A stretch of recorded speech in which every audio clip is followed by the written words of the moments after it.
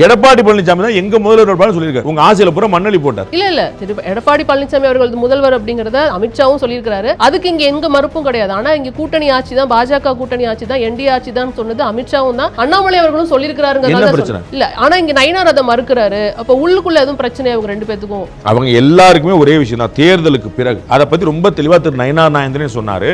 நாங்கள் ஏமாளிகள் அல்ல, நாங்கள் அப்படி பண்ணிட மாட்டோம். திரு எடப்பாடி பழனிசாமி சொன்னதுக்கு என்ன காரணம்னு திரு எடப்பாடி பழனிசாமி நயினாந்தரன் போன் பண்ணி சொல்லியிருக்கிறார். அவ்வளவு. இது எல்லாமே எலெக்ஷனுக்கு பிறகு உங்களுக்கு தெரியும். நீங்க இப்ப முடிஞ்சல ஊதிட்டு புகைய கூட இல்ல, ஊதிக்கிட்டே இருக்கேன், வாய் வலிக்கும், ஆனா வெறும் நெருப்பாகாது, கவலைப்படாது. இல்ல நான் ஏன் இதை கேட்கிறேன்னா, நான் இது பெரிதாக்கிறதுக்காக கேட்கல.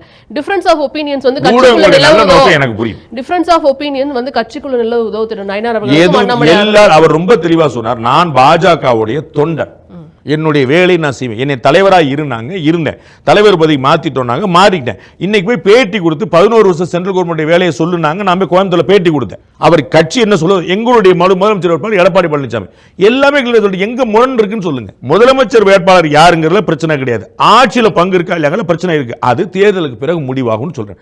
இன்னைக்கு யாரு திமுக கூட பிரச்சனை இருக்கு, நீங்க பேச மாட்டீங்க. நான் திரும்ப சொல்றேன், திமுக கூட பிரச்சனை இருக்கு. நான் உங்களுக்கு சொல்றேன், திருமாவளவன் ரொம்ப சொல்றாரு, திமுக அதிமுக கட்சிகள் கூட்டணி நம்பிதான் ஆட்சி அமைக்க முடியும் என்ற அளவுக்கு பலவீனமாகி இருக்கின்றன. ஒரு வார்த்தை திமுக பேசியிருக்கா? ஏங்க நாங்க பலவீனமா இருக்கோமா? வெளியே போங்க சொல்ல வேண்டியதானே. அவர் திமுக திராவிட கட்சிகள் கூட்டணி கட்சிகளை நம்பி ஆட்சி அமைக்கக்கூடிய அளவுக்கு பலவீனமா. ஒரு நிமிஷம் முடிச்சிடறேன், ஏன்னா நீங்க கொடுக்க மாட்டீங்க எனக்கு தெரியும். I have to make the point. ஒன்னு. ரெண்டாவது, திரு பே சண்முகம் ராகுல் காந்தியை பார்த்து நீ எல்லாம் யாருன்னு கேட்கிறார். ராகுல் காந்தி ஆர்எஸ்எஸ்க்கும் மார்க்சிஸ்டும் வித்தியாசம் கிடையாது. எந்த ஊடகம் தமிழ்நாட்டில் முடிச்சிருக்கு? அண்ணன் செல்வப்பிறந்த எங்க போனார்? காமராஜரை பத்தி பேசினா பிரச்சனை முடிஞ்சு வச்சுட்டார், முற்றுப்புள்ளி வச்சுட்டார். ராகுல் காந்தியை பத்தி சண்முகம் பேசுறாரு, பேச மாட்டேன்றார். திருச்சி சிவா காமராஜர் திட்டார், பேச மாட்டேன்றார். பே சண்முகம் ராகுல் காந்தி திட்டார், பேச மாட்டேன்றார். அங்க கூட்டணி ஒற்றுமையா இருக்கு, இங்க உள்ள ஏதோ குளறுபடி இருக்குதோ. உங்க நோக்கம் தெளிவானது. எடப்பாடி பழனிசாமி தான் எங்க முதல்வர் சொல்லியிருக்காரு. உங்க ஆசையில பூரா மண்ணலி போட்டார். இல்ல எடப்பாடி பழனிசாமி அவர்கள் முதல்வர் அப்படிங்கறத அமித்ஷாவும் சொல்லியிருக்காரு. அதுக்கு இங்க எங்க மறுப்பும் கிடையாது. ஆனா இங்க கூட்டணி ஆட்சி தான், பாஜக கூட்டணி ஆட்சி தான், என்டிஏ ஆட்சி தான் சொன்னது அமித்ஷாவும் தான், அண்ணாமலை அவர்களும் சொல்லியிருக்காருங்க. இல்ல ஆனா இங்க நயினார் அதை மறுக்கிறாரு. அப்ப உள்ளுக்குள்ள எதுவும் பிரச்சனை அவங்க ரெண்டு பேத்துக்கும்? அவங்க எல்லாருக்குமே ஒரே விஷயம் தான், தேர்தலுக்கு பிறகு அதை பத்தி ரொம்ப தெளிவா திரு நயினார் நாகேந்திரன் சொன்னாரு.